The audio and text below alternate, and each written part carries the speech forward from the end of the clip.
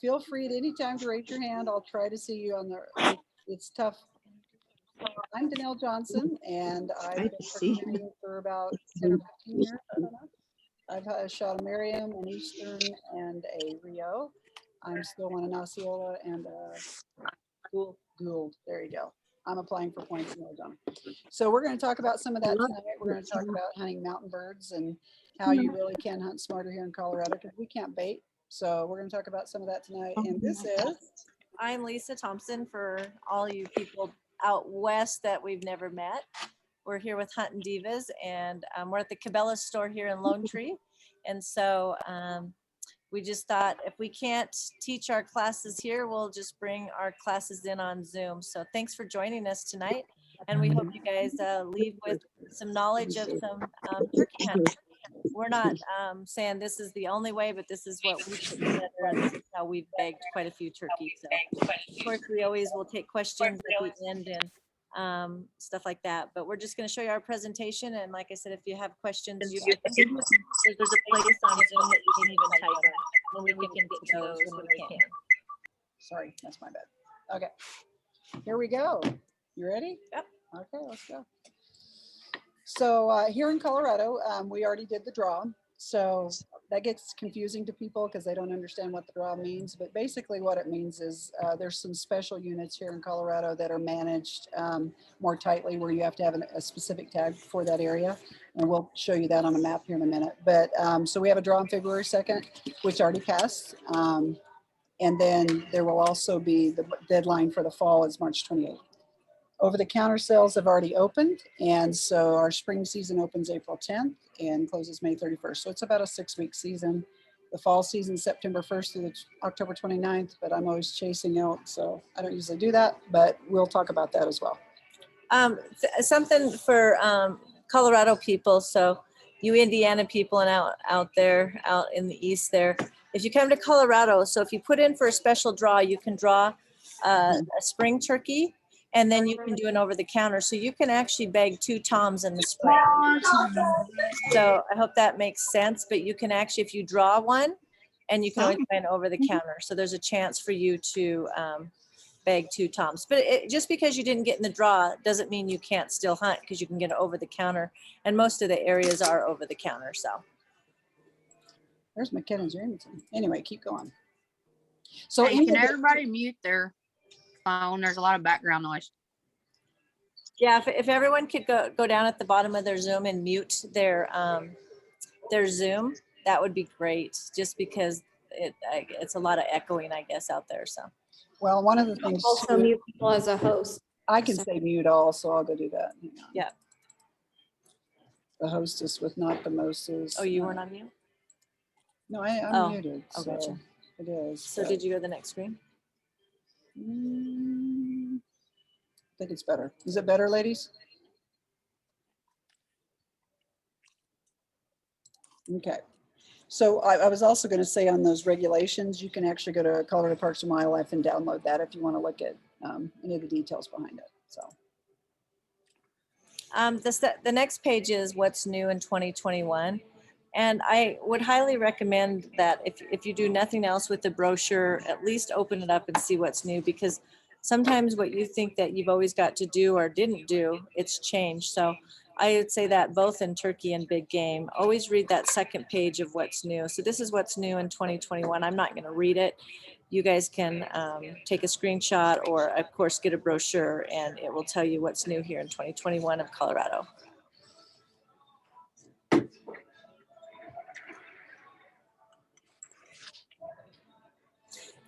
Bag limits and tagging methods. This is like page 3-ish or 4-ish of the brochure, but you can see that the bag limits up here in the fall, it says 2 bearded turkeys in the spring. That's what I was telling you. If you draw a tag and you buy an over-the-counter, you can shoot 2 bearded toms. And we'll talk about the difference between a tom and a hen for some of you that might not know the difference. And then in the fall, you can shoot either a tom or a hen. So that's where it says 1 either sex up top. And then it tells you after you bag it, how you have to sign and date the carcass tag. So that's really important once you get something. And then methods, you can use a shotgun, handheld bows, crossbows, rifles, and handguns, but those are not allowed in the spring season. So just knowing the difference of all these, and we're going to talk about methods as we go. But this is in the brochure. Again, to some of you guys that are really brand new at turkey hunting, this might be a little foreign to you, but hopefully by the end of this, we'll explain some of these things to you. So there's a lot of different ways. Obviously, Lisa just talked about that you can harvest a bird. Here's Lisa being a stud, taking them with a crossbow and a bow. This is actually a Rio in Oklahoma, and this right here is a Merriam in southern Colorado. So it's a Rocky Mountain bird. So again, there's just a lot of different ways that you can harvest a bird here in Colorado. There's me on the left, shotgun bird. That's actually in Oklahoma, and shotgun on the right with Lisa there. And that's a Merriam again. You guys know how, well, we'll talk about it here in a little bit, how you can tell the difference in a bird. So. The game of the spring turkey hunt is making the gobbler come to you by using a hen call and a decoy.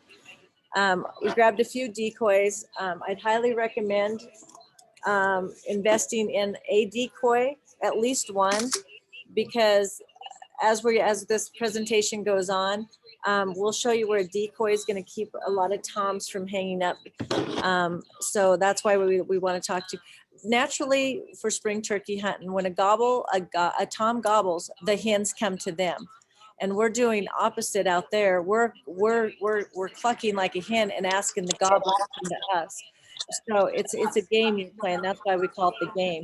That's against everything they do in normal, because again, they gobble, hens come to them. So understanding the game and how to play it is the challenge, and that's what we're hoping to teach you tonight. Trying to look for the mute all here. Ladies, mute if you can. Somebody's not muted. I don't know. Why you going? I didn't know. So you go. Okay.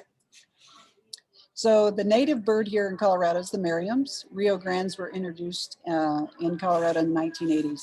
And so if you just look at that picture real quick, based on what I've showed you so far, you can quickly see the Merriam on the right. It's got the white tips on it, and those are native here in Colorado. On the left, you'll see that's a Rio, and that was actually shot on the Platte River. So it's got the darker feathers, tips. So your Merriams are west of I-25 and east of I-25 in the native range. The Rio Grandes, you'll see them a lot more on the Platte River, and we'll show you a map here with that. There's strong concerns of maintaining genetic integrity with the Merriam birds, but you'll get a lot of guys that want to come out here to Colorado to shoot a Merriam.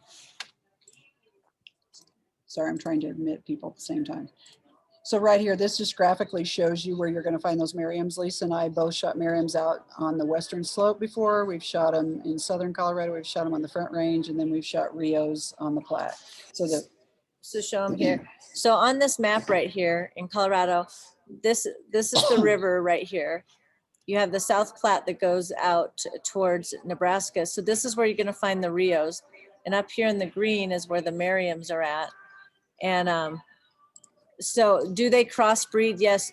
You can be out on the Rio or vice versa, and you can find Merriams and Rio sometimes in the same area, which is, so you can shoot them and not know the difference. So, unless you can tell the tail colors. So.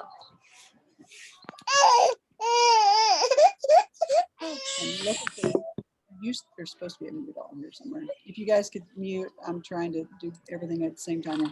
Okay. There we go. I'll move it down there. So feather colorations, we're pretty impressed. You know, once upon a time, this was almost our national bird instead of the eagle, just because he liked all the different colors in the turkey. But they're kind of ugly when they're not fanned out, but when they're fanned out, I think they're pretty beautiful. So you think they're pretty all the time? Well, Lisa thinks they're pretty all the time. There you go.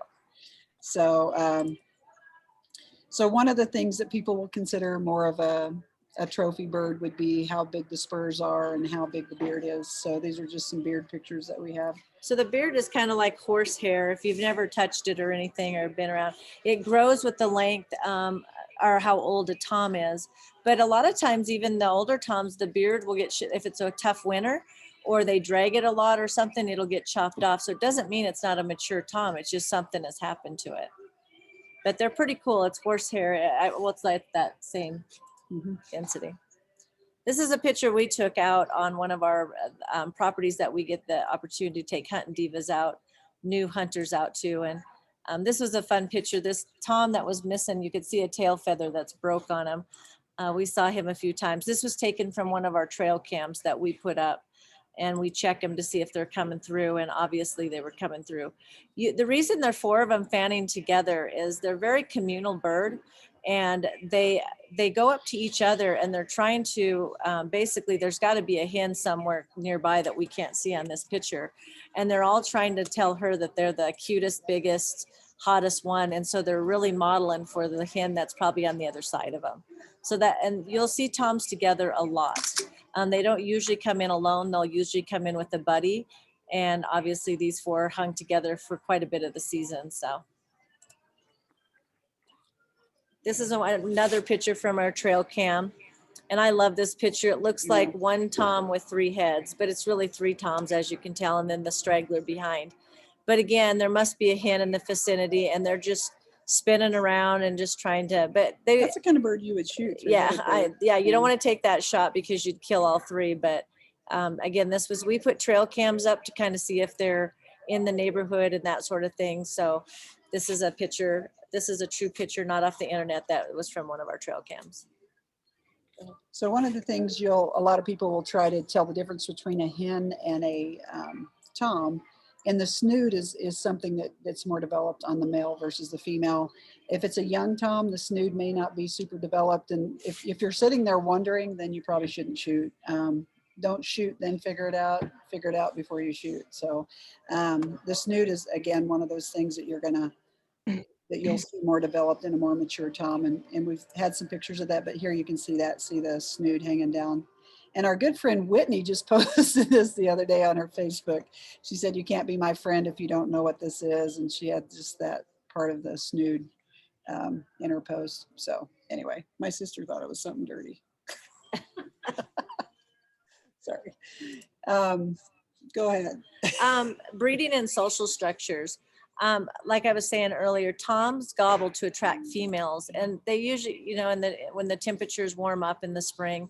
So later in February, you'll probably, if you're in some areas right now, you'll see them. They're already grouping up and trying to get some ladies as we speak. The behavior of a gobbler of a tom is they like to strut. It's triggered by increased periods of daylight early spring. And we're going to talk about what strut marks you're looking for if you're out doing some recon and seeing where they're at and stuff. So we're going to get some slides here to show you what you're looking for. But very seldom, if Donnell goes back to that picture, very seldom do you see toms come in. I'm not saying never, never ever. I'm not saying that at all, but very seldom.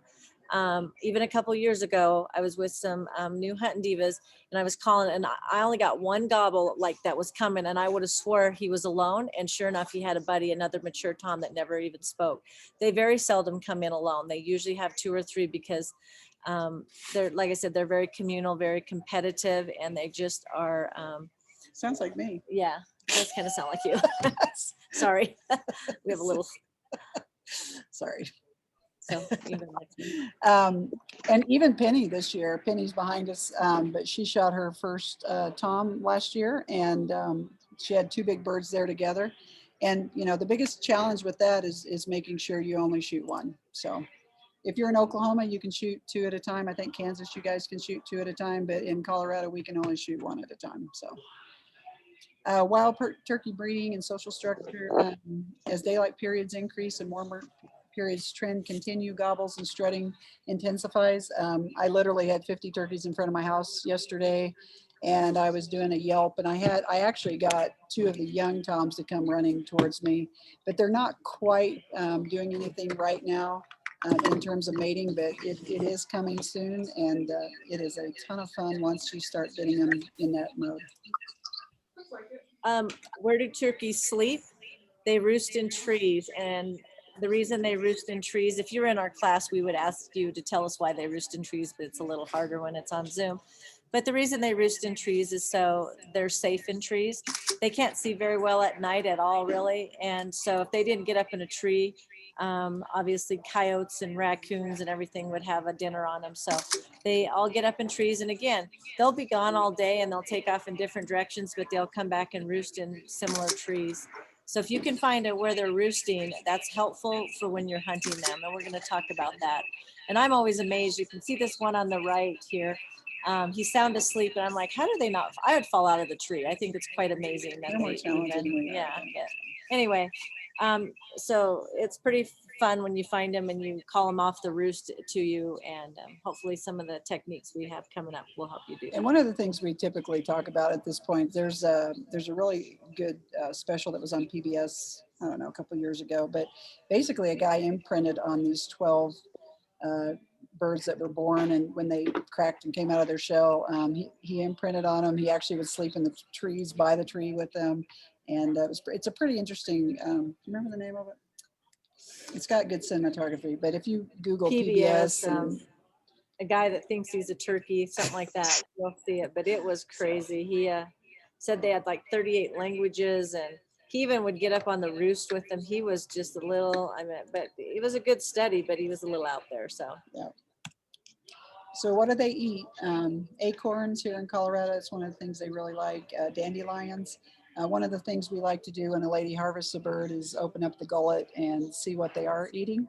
And last year, it still has not been confirmed or denied, but we hunt on the Platte, and there's a lot of poison ivy out there. And Lisa and I, so far, we're 3 for 3 getting poison ivy for the last 3 years. We both got to take a lot of steroids, but it's just fun to open them. And I opened up a bird that Jill had shot, and actually had some look like poison ivy seeds, and I'm sitting there playing with them in my hand, and so they look like they've been eating poison ivy seeds. So go figure, when you shoot a bird that's in an area that does have poison ivy and you do the photo shoot and you have it over your shoulder, well, the oils are on their ankles, and so when you're doing that photo shoot and it rubs on your neck, guess where you might see a little bit of poison ivy the next day. So anyway, that's the way you can find out what they're eating. Insects are crucial for these young turkeys. So this is a true picture of Donnell holding some dandelions. And one of us or somebody had gotten a turkey and we opened up, and that's the picture where you see it opened up there. And we noticed that it had dandelions in it. And the area that we were hunting, I never saw dandelion in the place. So where that's helpful, and I'll talk some fishermen. I know Kinsey and some other of you people a lot of you people fish too. One reason when you clean a fish and you see what they've been eating, it helps you somewhat of what to throw at them. So once we found out this turkey had dandelions, we went on a quest looking for dandelions in the area, and they were very, very limited. But I tell you, once we found the dandelions, we found the turkeys. So that was really helpful. So anyway, this is the pictures that we took of, like I said, and we opened it up and we're getting ready to breast it out and that sort of thing. So we would ask you to raise your hand. No, what is a baby turkey? It's a poult or a chick. This is actually a nest that we found when we were out hunting once upon a time. So there you go. Yeah.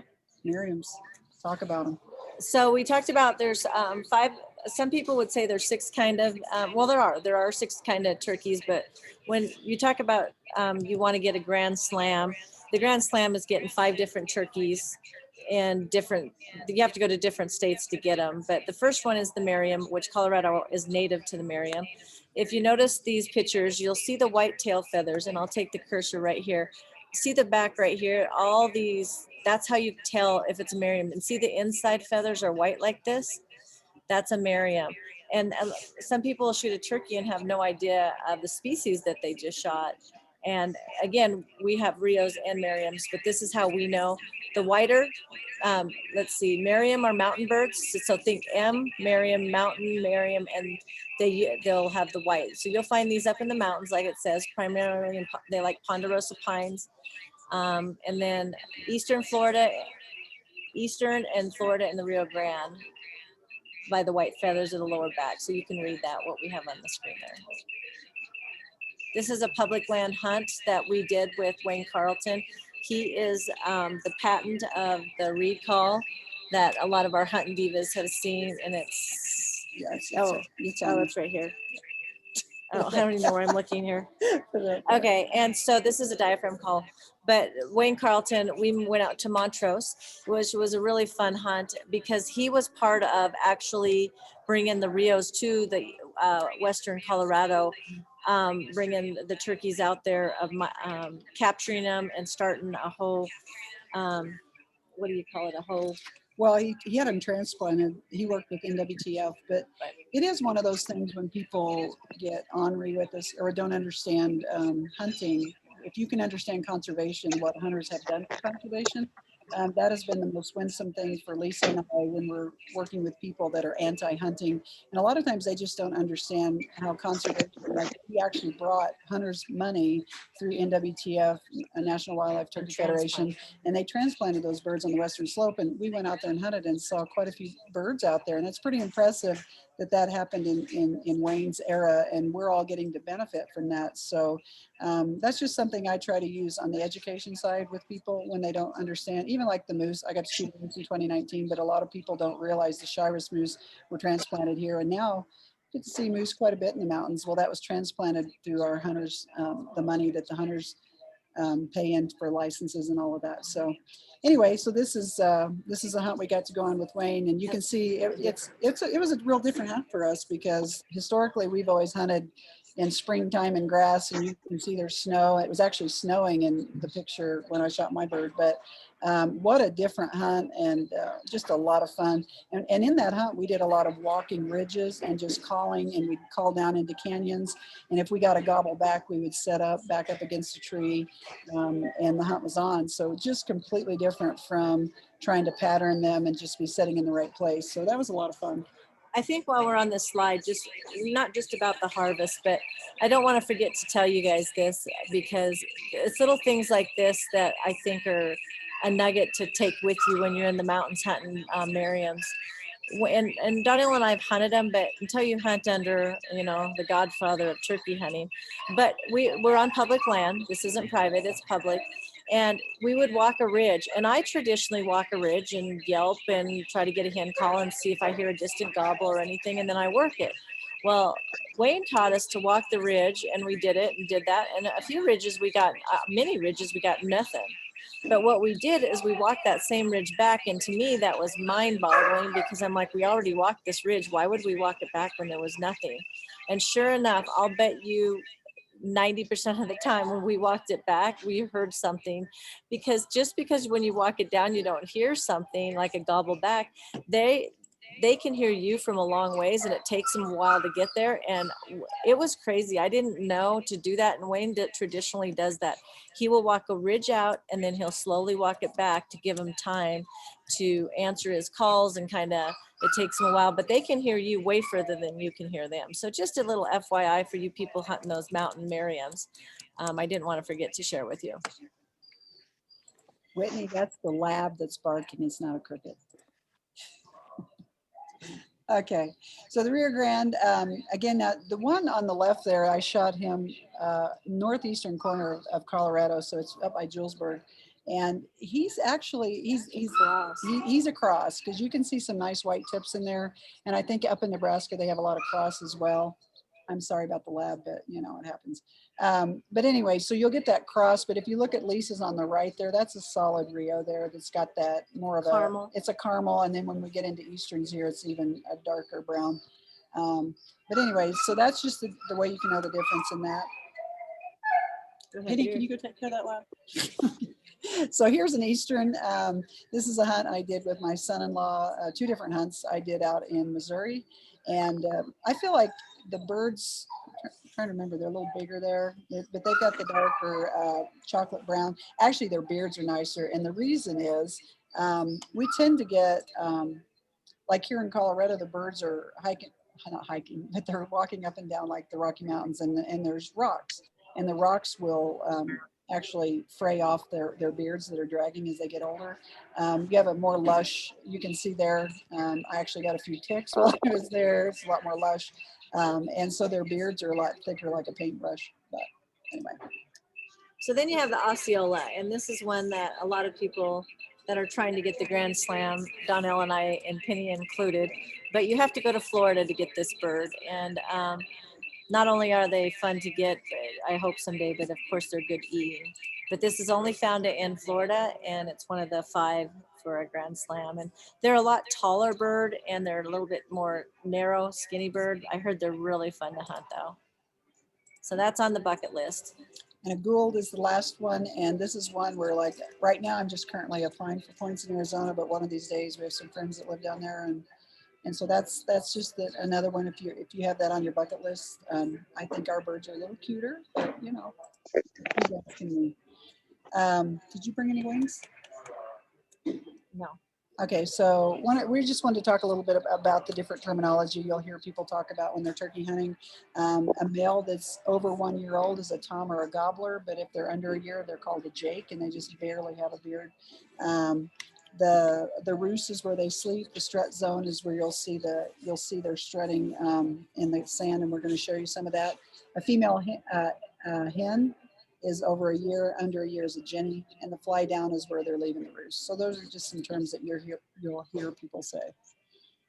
Pre-season preparation is obviously important. I think that's why you guys are tuned in somewhat tonight.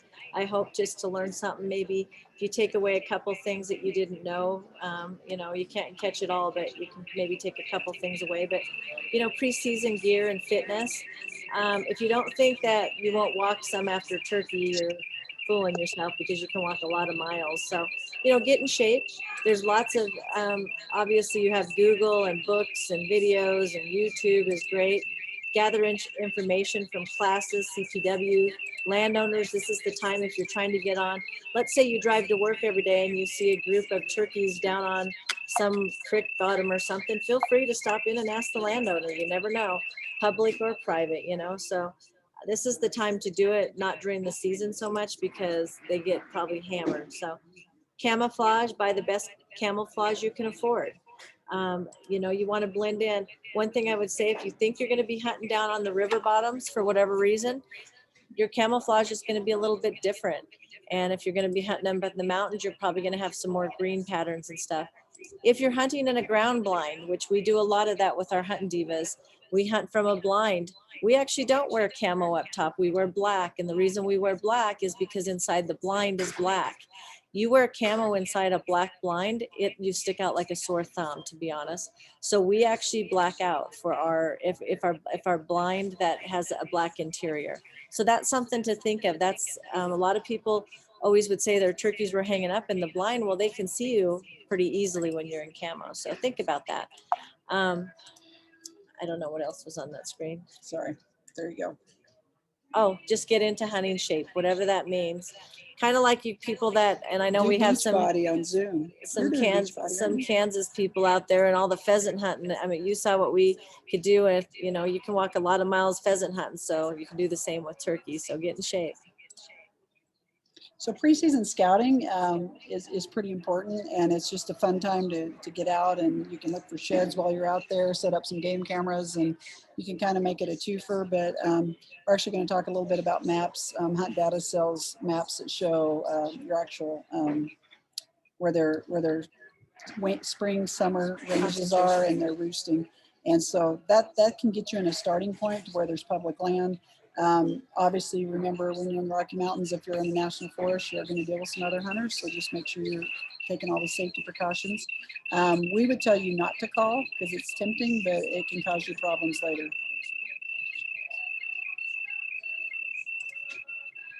So when you're out scouting, you're looking for things like where there would be acorns. Like here, you can tell where they've been messing around there. You can looking for some strutting, look for tracks. And this is the kind of terrain you're going to find these birds in. And when you're out scouting, a lot of times you'll be fortunate enough to find antlers too. So in Colorado, you can't even collect them until May 1st. So that's you, and you do what you want to do there. I can't tell you one way or another what to not do. So here's, again, just some turkey sign you're looking for. You're looking for their feathers on the ground. What that shows, the feathers on the ground, is they're probably roosting right above you on those feathers. Because when they sit and they roost at night, they sit there and clean themselves and pluck feathers out and whatnot. So chances are, if you look up above you, there might be Turkey leans along the branches and stuff, and you might be standing right underneath a roost, and that's pretty important to know. So again, a turkey feather on the ground is pretty obvious. You could put it in your hair, you can be Pocahontas. Turkey droppings. Did you know that boys and girls actually do droppings different? The gobblers have like a J, because you were the one making the noise. The turkey, just trust me. The gobblers have like a J, and then you have the hens are more globby looking, so you can actually tell if it's a hen versus a potentially. And what's good about that when you're out there and you're you're scouting per se, or even you're hunting, if it's a group of hens or there's some jakes in there or some gobblers in there just by their droppings. So like I said, a lot of times the gobblers hang out together, and then when mating season comes, one or two will break away and grab some hens, obviously, and then the other gobblers try to get some, but it's a pecking order. So, but it's kind of tells you a good place maybe set up a blind if they're coming through there, and a great place to set up a camera, because if there's a lot of droppings there, that might be somewhere they visit. They're very habitual, so they'll come through areas a lot the same time every day. I mean, not exactly the same time, but the same time period. So that's good to know. But until somebody messes that up, and that's what you don't want to do if you're out scouting, you don't want to mess up the area either. So you got to have your hunting sneakiness about you on too. So here's just some strut marks. This is obvious here that if you come across something like that, that's an area the birds are going to be strutting. So that might be an area that you drop a pin on your map. And so strutting is just when, and we'll show you a picture, a video here at the end where we captured we captured the footage of a nice tom that came in and strutted by one of our decoys. So they puff up, and it sounds like an umbrella when it puffs, but it's the bottom of their wings. And I don't have one.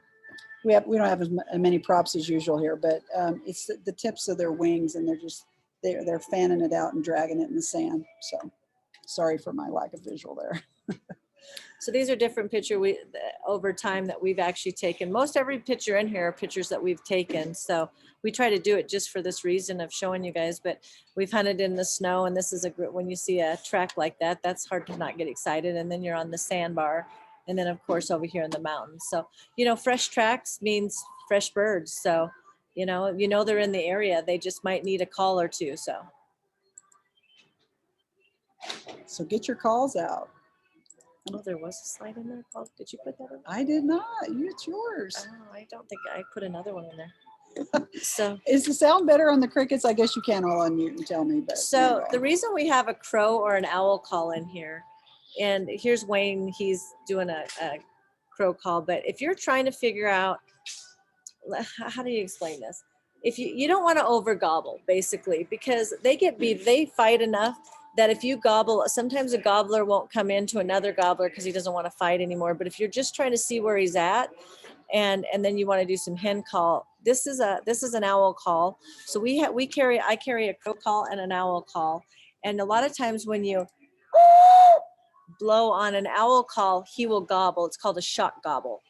And so that's what you're trying to do, is see if there is that first light in the morning, because you're not sure where they're roosting, because they might not get off the roost right away. You're just trying to get direction of where to set up, and you're trying to figure out where they're roosting.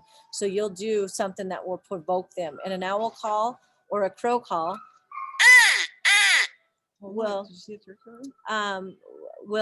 be, it's called a shot call, and they'll call from the roost. So that's why these are two things. Like I said, you don't have to have them, but they're just in your arsenal to find out where they're roosting, because you didn't have time to get out there and check it out or anything. And this will give you direction of where to set up, and when they get off the roost, you can call them in. So again, like Lisa said, it's like they're all just pent up, and you literally can just shut your truck car door or your door, and it's just enough of a pure sound, of a sharp sound that makes them gobble. So you want something to be natural. So that's why you're using an owl call or a crow call. So there's a lot of different calls, and we have a box call here of Lisa's, and I thought you were going to call for me. Looks like you're doing okay. So the birds that were in my house yesterday, I literally just started. So in the morning, you might start a little softer when they first wake up. They're kind of like us. They aren't instantly brassy loud, but pretty soon when they're milling around and waking up, they get a little louder. I don't want to kill you here with this mic, but you take that, I'll take the slate. How about? Oh, I think they got the idea. You got the idea?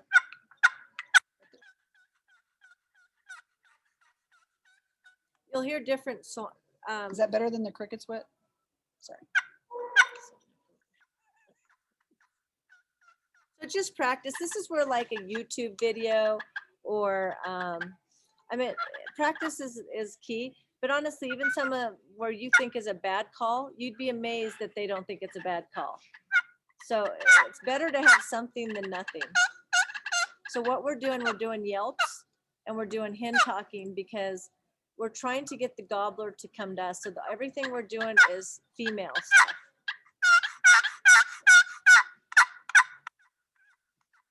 You can go to another one. Because we're going to do this like call next. Right. So diaphragm calls is just something you'd have You in can your do the mouth. kiki and I'll do that. Kiki. So last year I called in a coyote doing a kiki. So a kiki is just it's kind of a lost turkey and he's looking for the rest of the turkeys. I know guys in the fall that will actually, if they see a bunch of turkeys and they can't get them to come towards them, they will actually run and break up the group of the turkeys and they go everywhere and then they'll do a kiki call and they'll call those birds in. Because remember, they're very communal. So even if you break up the flock, they'll figure out how to get back together by calling.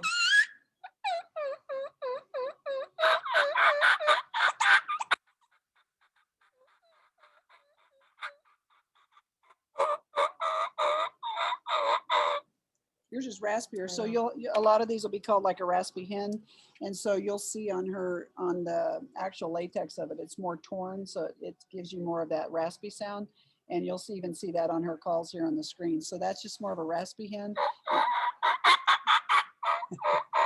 So anyway, so then again a slate call. So I in my arsenal I'll have a little bit of everything.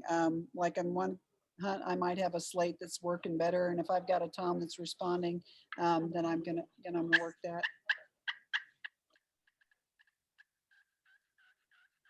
And a lot of times we'll do just like that.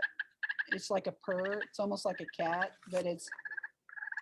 So I don't know if you guys can see this. This is a new one here at Cabela's, but a lot of them will come with a little scratcher in here because they're so shiny and stuff.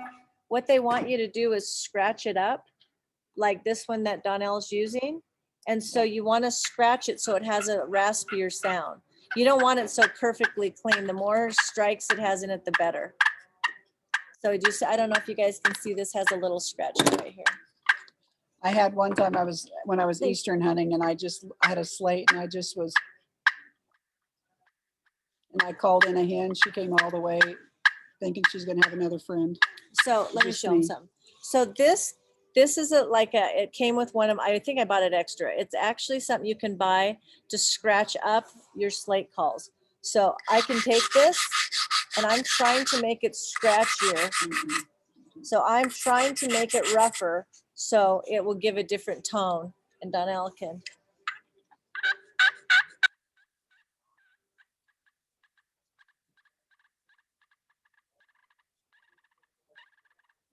And Lisa and I, a lot of times when we'll get those toms, they're kind of hung up at 60 or 70 yards. We just go to a little soft purr. And again, that's just kind of like, it's a sound that when they're really happy. It's soothing. It's just kind of like a cat, that purrs when it's happy. So that's what I'll do. Like if we've got a tom really close, I don't want that brash sound, but I like that brash sound when they're, quite a ways away and it calls them in. So especially if it's windy. Gobbler call. Do you have your gobbler? I do. So here's an example of one here in Cabela's.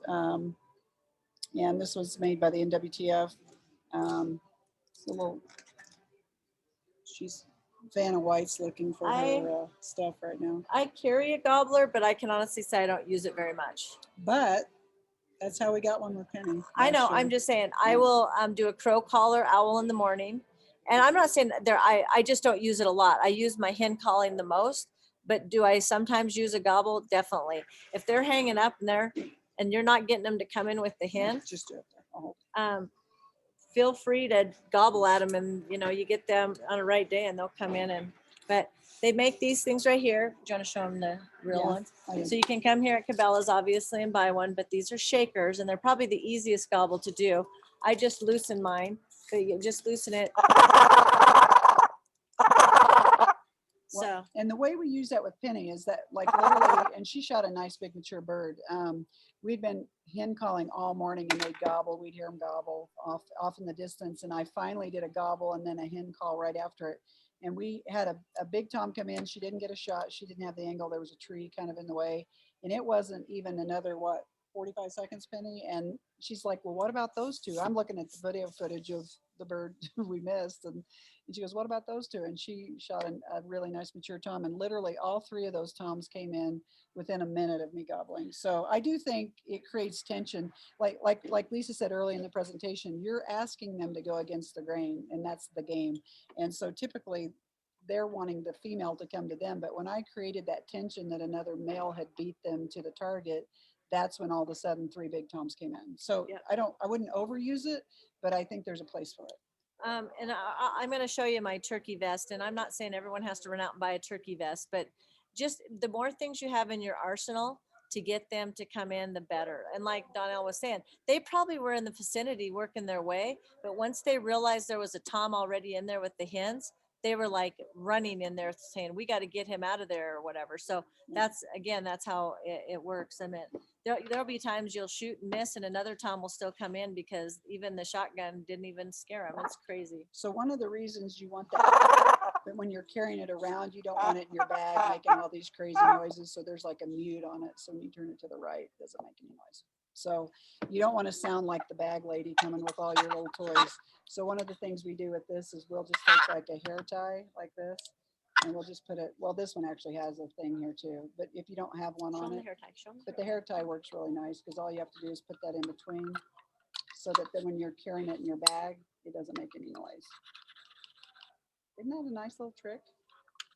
Now We're my hair, teaching you all the tricks to the trade. now you don't need us anymore. Roll call. See, and I put that in there. I didn't see that one. Okay, So, we'll keep moving. yeah. So again, you're just trying to locate them. You're not going to sit there and crow call and expect them to come to you, but you're doing that to see. You're kind of more where the gob or trying- where the roost is. And one of the things we'll do, like if we're just striking out, we'll actually on our hike out just crow call or owl call because that's more what you'd hear at night. And you might hear where they're actually roosted, so you could make a game plan on how to get in on that, and try to catch them on the fly down that next morning. So we'll use those calls to find out where they're at. So there's a place where we hunt, again, where we take the hunting divas, and it never fails that when you do an owl call or the coyotes start howling right before, not dark, kind of like that last hour of light, they'll start to get in their roost and they'll gobble back. So that's great knowledge to know of where their roost is at. And like I said, if you haven't found them, stay after dark sometimes, at that last light. Not that it's hunting, you can't hunt them so Can't much, shoot 'em but at night. you can't shoot them even in that last 30 minutes or whatever, but at least you can make a plan for the morning. So do an owl call and see if you can locate where they are roosting. So Can I hear that? go ahead. No, I want to hear you. All right, so there's a picture of her owl call. So Native by Carlton also makes one. It's called a hooter. Sorry. Anyway, tree call. So that's an early morning soft yelping that I was talking about. It's just a softer. So it's not that brassy. Well, you're going to get to that, Brass. I'm going to get to that. Go ahead. So just a tree call. Now you never want a tree call. You never want to call a hen call when it's dark because they know the hens aren't on the ground. You got to be realistic because it's very, like I said, they're very competitive. Some like to sleep in like I do on Saturdays sometimes, but some will come off the roost right away and others will come off an hour later. But if they think there's a hen in the area, you want to do it at first light or when it's legal light to shoot. Because if you're not ready, you'll call them off the roost and you can't, they'll land right on top of you and you won't be ready and it's not even shooting light. So just be careful when you do that. And I say that because it's happened. So We're talking from Yeah, experience. we'll tell you all our mistakes. The purr, again, you can do a purr with a box as well. Again, you might have to add some chalk to it. Lisa has a lot of chalk in here, but did I just drop it? Yes.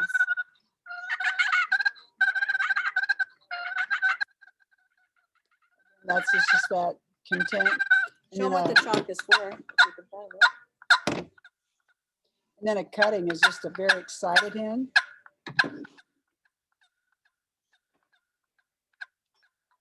So I showed you guys how a lot of people get this stuff and don't know what it is. I showed you how to rough up your thing to make it sound more raspy. Donnell was talking about chalk. When you get these boxes, they come clean as whistles. But it's just like, this is like chalk you draw on the sidewalk with. Like this. And they come with chalk and you're like, what is this for? The idea is that you chalk it, and I chalk it a couple times during the day, depending on how much I'm using it. Because the more that when you chalk it, it sounds different and it sounds So smoother. So see how this one needs some chalk. Listen to the difference.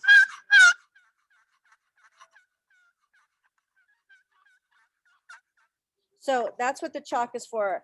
You know, these are things we had to figure out. Nobody showed us these little tricks of like, what are they? What do they do? So I'm just trying to think of all the things for beginners or people that maybe have hunted for a while and still didn't know, like myself for a while. So anyway. So decoys is another thing, and decoys have come a long ways, but I can honestly tell you, Lisa, Lisa gave me one of her old decoys, I don't know, a couple years ago. She had these flat foamy things that, honest to God, they just didn't look that realistic. I mean, they were painted on the side, but they were about this thick. And I had them up in front of my house. And like I said, I have turkeys in my area where I live. And I went out there one day and I had 4 big old toms just strutting in the middle of it. So I don't know if they can't see 3D. Maybe they can or cannot, but they really have come a long ways. These are some ones here at Cabela's, like this one's 79. But basically you can turn this right here and blow them up. And so you can have them in your bag. Just make sure you're never carrying it like on your back. The most accidents actually happen in turkey season, in hunting You season. went through it. I So know. this one alone, you can smash it really flat and it blows up, and then you can let the air out. So you can carry it in your turkey vest or with you. It's a little, most of these are like that. So Right. it's just preference, but the reason, tell them why they need a decoy. Honestly, it's the same for me in elk as it is turkey. When they're coming in, they hear you, they know you're in the neighborhood, but they're looking for a visual. And so having that bird out there, they're going to come running into that decoy, and you're going to have a chance to pull your gun up or draw your bow, whatever method you're using, crossbow. And that allows you some time. First of all, it gets them close in proximity, but also they're looking at the decoy instead of you. So you're going to be camoed out, painted out, like we talked about, and you're going to be as camouflaged in a blind if possible. But that's just going to give you that extra advantage. And it's going to bring them in closer to you, so you get a nice ethical shot.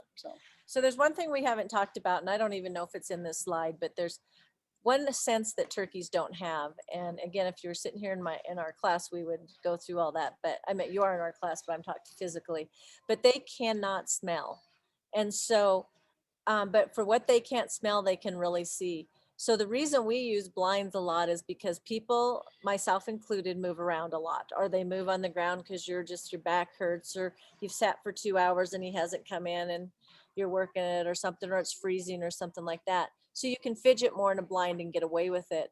The thing is, if you're not going to hunt out of a blind, you have to be so still, because there's times Donnell and I have even said, I swear the blinking of my eyes is what spooked them. Yeah. And so I highly recommend, do what works for you. But we do a lot of blinds because we're usually mentoring somebody or something. But I myself, I fidget a lot and stuff.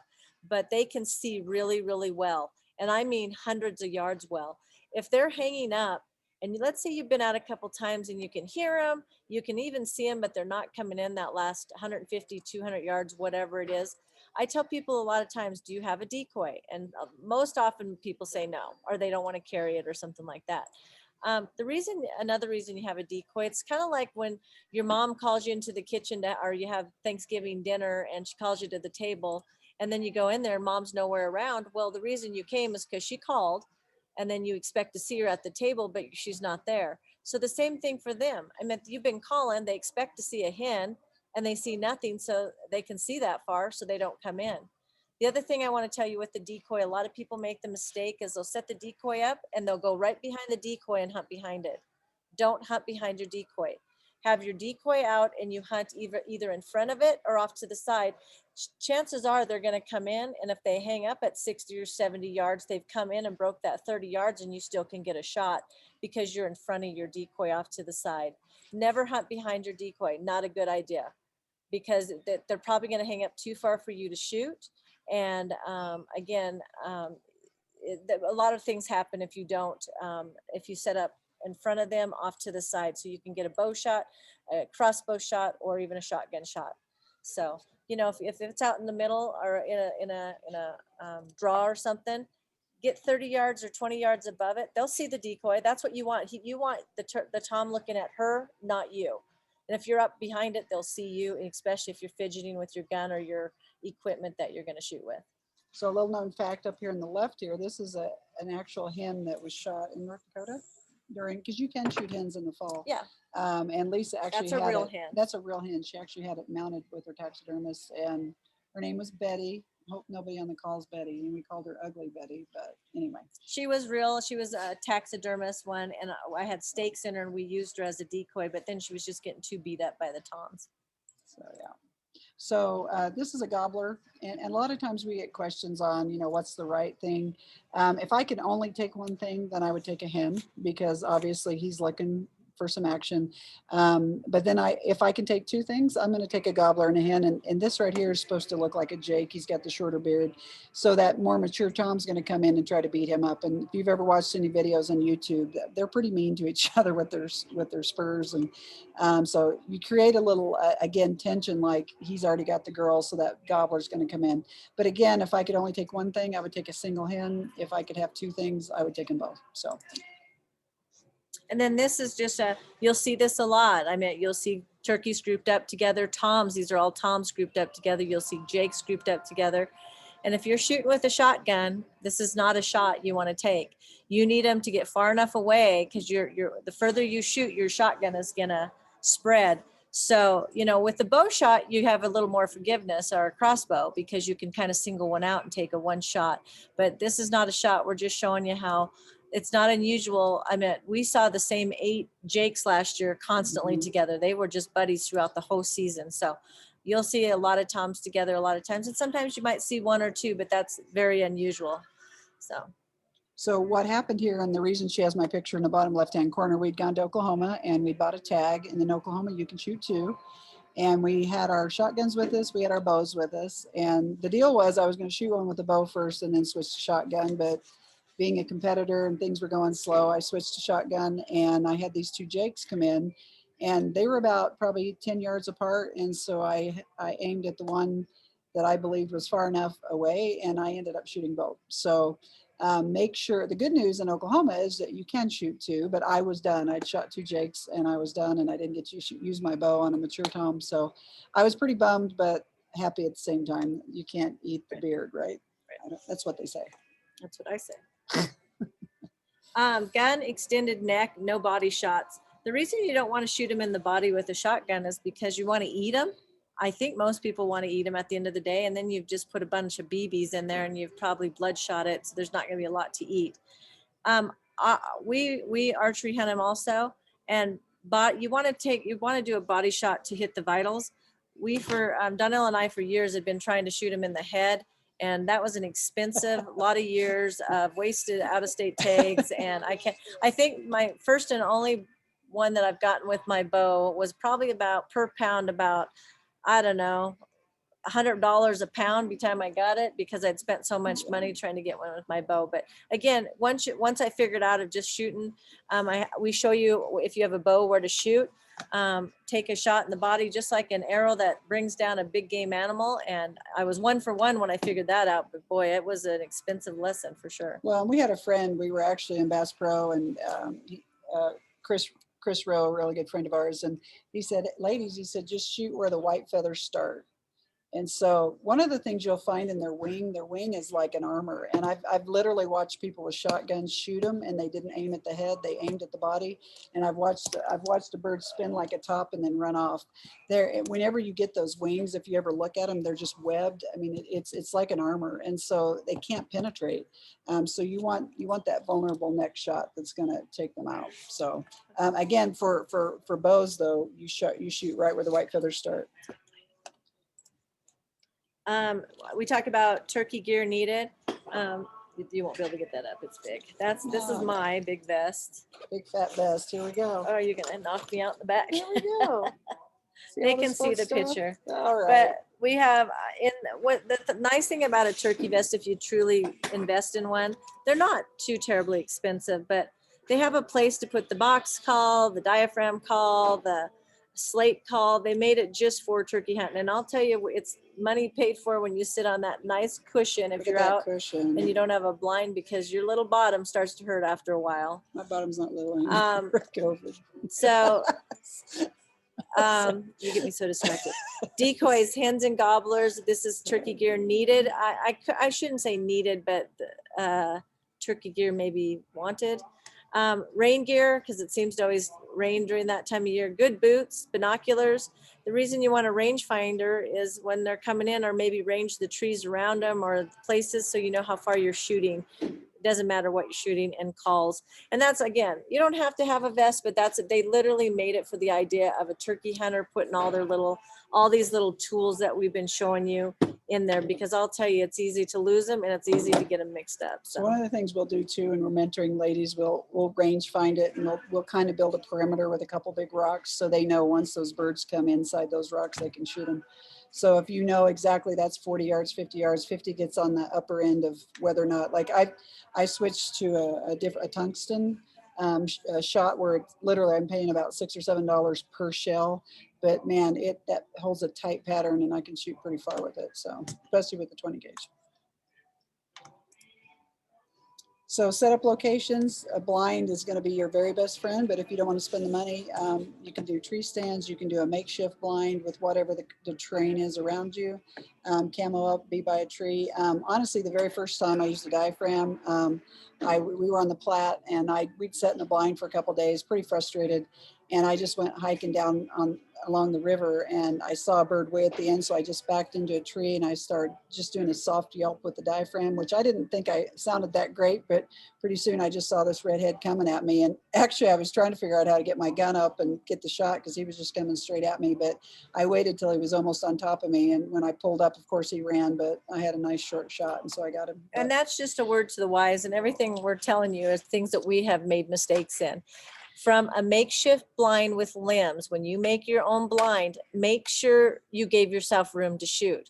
It's people, my nephew, I was with him, and the Tom came right up the draw. He couldn't even get a shot with his shotgun. He came by him so fast because he had brushed himself in so completely. He never gave himself a chance to shoot. So make sure if you're doing a makeshift blind out there with limbs and parts that you're finding, that you have a shooting lane and what it's going to look like. Okay. So just FYI. And the same thing from a ground blind, you have to think about your shooting lanes. So. And one of the things we tell people, we don't have it, so we're hoping maybe you can, is patience, patience, patience. So many times when we want to get up and go, we literally look at our watch and say, okay, let's sit here 30 more minutes. And notoriously in that time, something will come in. And we had a time where we brought some ladies from your Parks and Wildlife last year. We were mentoring them. We'd sat there literally for 12 hours. We were so proud of ourselves. We'd sat all day. We'd been patient. We finally get up and just go closer to where we thought they were going to roost that night. And we had a game camera right by our blind. And sure enough, a Tom came by right after we left, and we went over and didn't get a shot where we went. So if we'd have been a little bit more patient, we might have got a shot at that bird. But I would, as long as if you're in a place where you're seeing where they're strutting a lot, and maybe you put up a game camera, you know they're coming through there, just be patient. It's just natural to want to get up, and the difference in turkey hunting versus elk is they're milling around all day long. So you have a chance in the middle of the afternoon, you have a chance at 2 o'clock, you have a chance at 4 o'clock. So if you've dedicated a whole day and you know you're in a good area, you know the birds are in there, just be patient. You're not your chances of scaring it are way higher than sneaking up on anything, because they're just their hearing and their eyesight's amazing.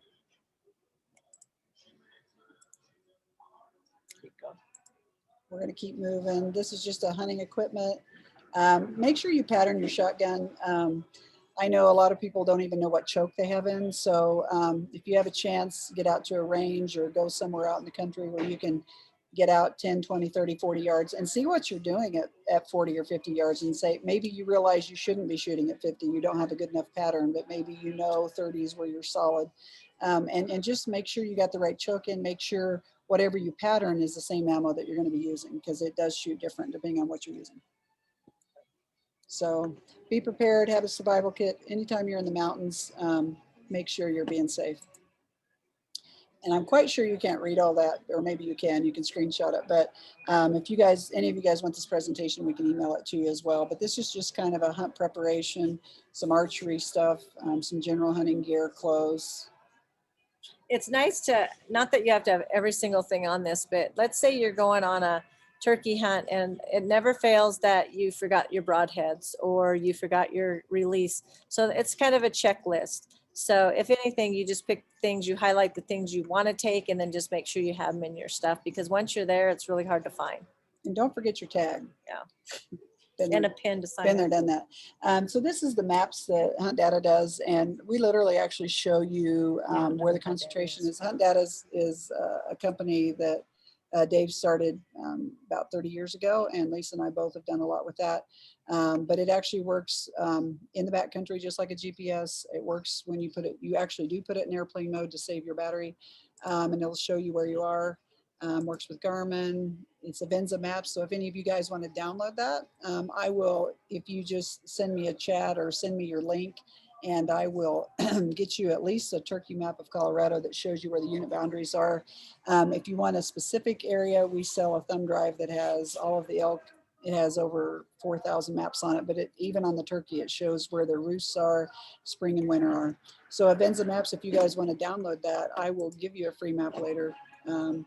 Runs without, you don't have to have cell service. Yeah, this right here is probably the most important part about it, is it runs. A lot of guys will say, well, my phone, or girls will say, my phone doesn't work in the backcountry, and every one of your newer phones actually have a GPS chip in it. So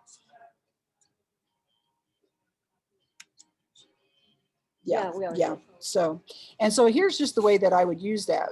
Before, when we were talking about scouting, when I drop a pin and I found some tracks, I'm going to start to put that on my map here that I have of the area. You can see that blue is part of the winter range. Well, you see that dotted line, but there's a legend that will show you what all of this is. But as I start to do that, I can export these waypoints with these pins in the bottom, look at it on Google Earth, and it lets me start to look at that as more of a kind of a overview, and where I start to get an idea where the birds are. So here's some of the examples of where it actually shows you where they're roosting. Now that's just where they've been, and what was that? and so that's you can see the winter range there. You can't hear anybody else, and there's hundreds of people on there. Hang on, people, just a second. Hey, can you mute, please? I think it was Pepper that just came in. Hang on, sorry, there you go. So anyway, that's going to be a real useful tool for you. And if you guys are interested in that, we can hook you up with that. So, and again, one last thing is that when you click on this bottom right-hand corner, you can actually export these waypoints, throw it on Google Earth, and drill down really tight on your satellite image of that as well. So that's how I'm going to, because a lot of people say, I don't know where to go. You don't want to be hunting down here if their concentrations are up here. So sometimes it's just a matter of moving over a couple of ravines and you're getting into where they habitually have been. So what is that, Reese?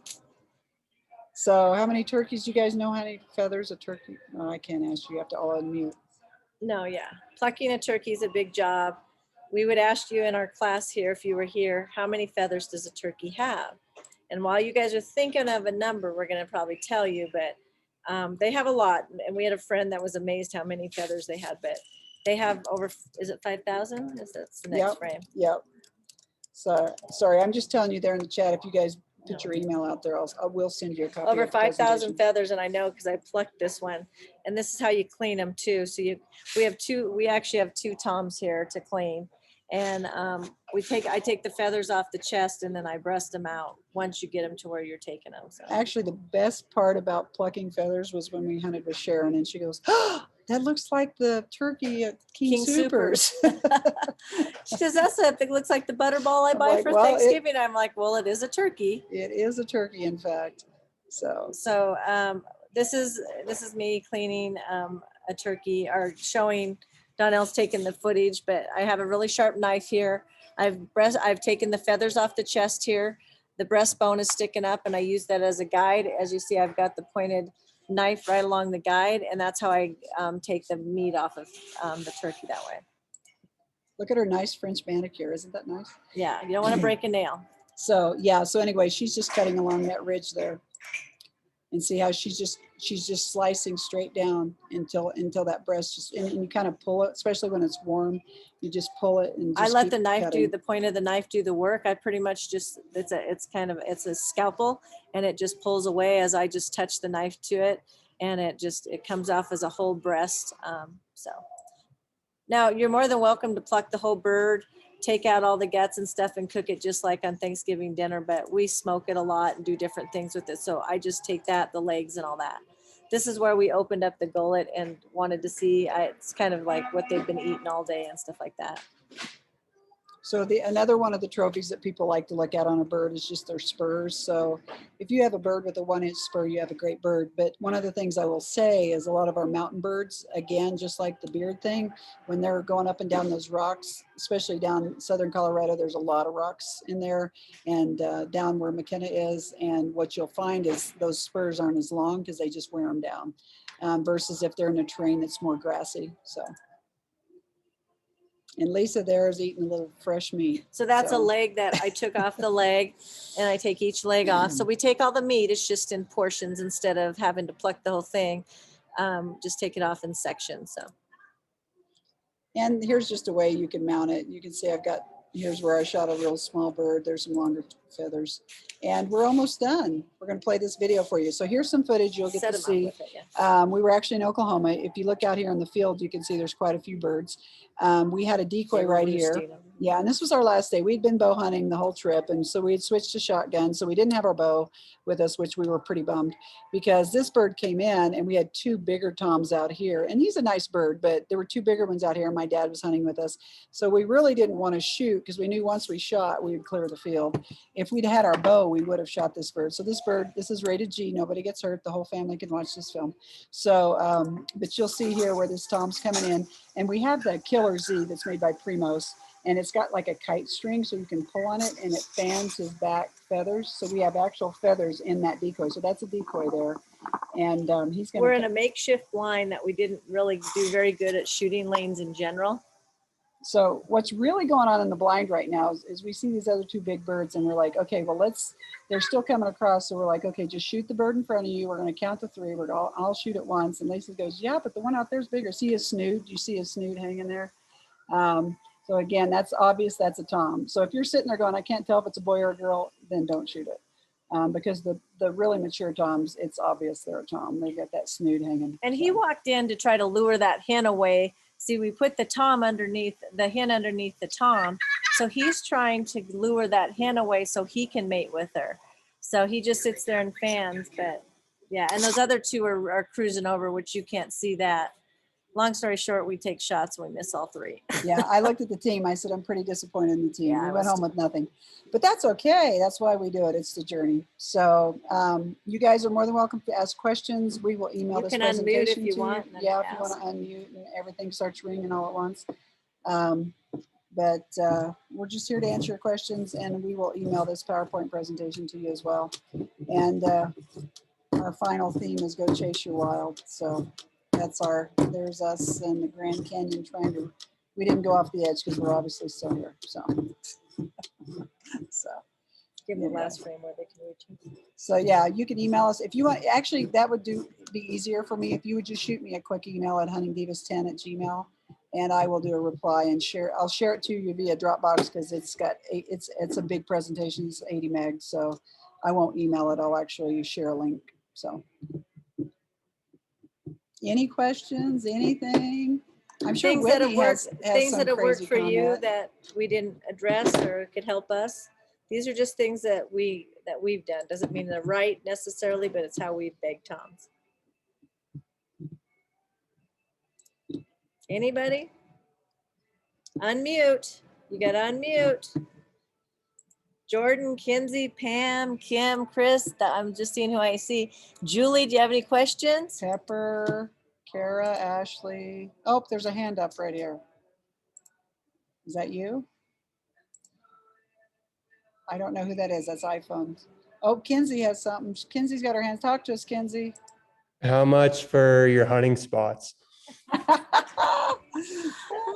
Well, I can give you, Donnell's the owner of Hunt Data, and I can give you Drops her, in. Lisa's I'll give you all spot. the I'll give you all concentration. Lisa's spots. I'll be honest with you. Today, our hunting is a lot different. Donnell and I don't get to hunt as much as we get to hunt, not personally though, because we're always mentoring new hunters. So our spots with the new hunters it is on private land because we want them to be able to experience, where we can sit in a blind and that sort of thing. But these are brand new, usually lady hunters that have never, basically, some would have just got their license or very novice. But we both sometimes go tackle them in the mountains on public land, but we're Yeah, also I mean, those members birds of, we shot on the Western Slope were in the Rockies. yeah. And we are, the other thing is both of us belong to High Plains Sportsman Club and they lease land. So we have shot some on their private land too. So we've done a little both. But again, I would encourage you guys to look at the Hunt Data Map concentrations. I would encourage you to go talk to any landowner that you see turkeys or might. If you have friends, family, you didn't even realize that, and then think, oh man, I've been out there at Thanksgiving or something like that. But I would tell you more today, we hunt more private land because we're mentoring new hunters than anything. So, But I will tell you, this information is good stuff. The one thing that you have to do your homework, because this is like this right here is on the Front Range, and this can get some heavy pressure. So, but I also know there's a few areas in here, if you hike a little further back, one of the things we talk about in our elk presentation is 90% of the animals are a mile or greater back country, and 90% of the hunters are only go a mile. So a lot of times, I do think that's changing. I think more people are getting in shape and going further back country, but a little further you get off the beaten path, and if you get into some of these concentration areas and do some scouting, I think you get the chance of finding some birds. Hey girls, it's Barb. Hey Barb.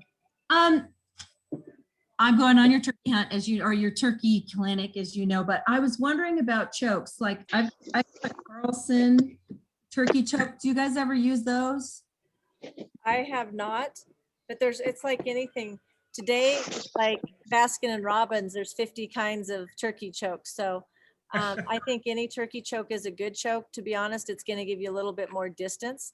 But, just when you bring to you, everyone that's on this call, we're doing a turkey clinic this weekend with some ladies, like live, as in we're staying overnight. We're going to go out on a ranch, and we're going to look at turkeys, and we're going to pattern shotguns and shoot bows. And that's a clinic we've set up for the Hunting Divas. But that's what Barb's talking about. But Barb, just bring it with you, and we'll just see how you shoot it and how it patterns. So just getting used to it. Okay, and I have a full choke also.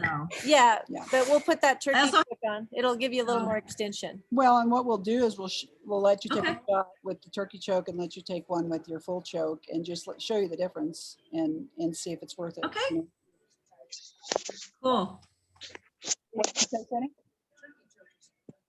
So It's- Penny it's said your tighter. turkey But it choke's shoots going to be further. tighter, and it'll allow you to shoot further, because we've shot birds 50, 60 yards, but you have to know that you can do that, or that you're just going to watch them run off. And part of it, Barb, I would tell you, is just shooting it. So that's what we're going to give you that opportunity this weekend to do.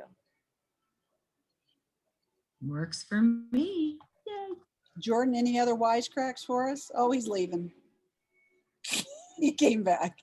We thought you had at least one more wisecrack for us before you went. That wasn't him last time. I want to tune in for your elk hunting calls and techniques. We'll be doing that. We'll be getting where to hunt, and we'll be doing elk hunting. We'll call it 101, but that's what we talk about. Yeah. Good stuff. Thank you guys.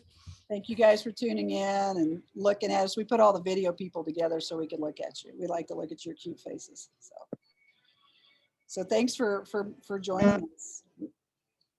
I think we're the first people in Cabela's on the pro staff in the nation that has done a Zoom class so far.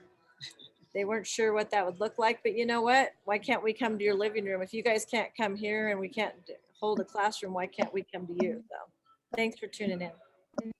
Thank you.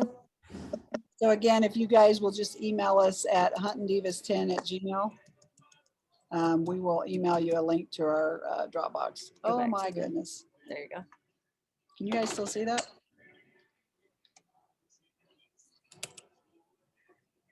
Oh, Did you lose everyone? are you guys still there? Yeah, there you go. So Okay. Technical difficulties. Well, stay safe out there, and we look forward to seeing some of you this coming weekend. So we're gonna have some fun and go chase some turkeys. Ah, yeah, baby. Thanks, guys, very much. thanks. All Thanks for right. tuning in. Bye, everyone. Good night. Good night. Thank you. Bye.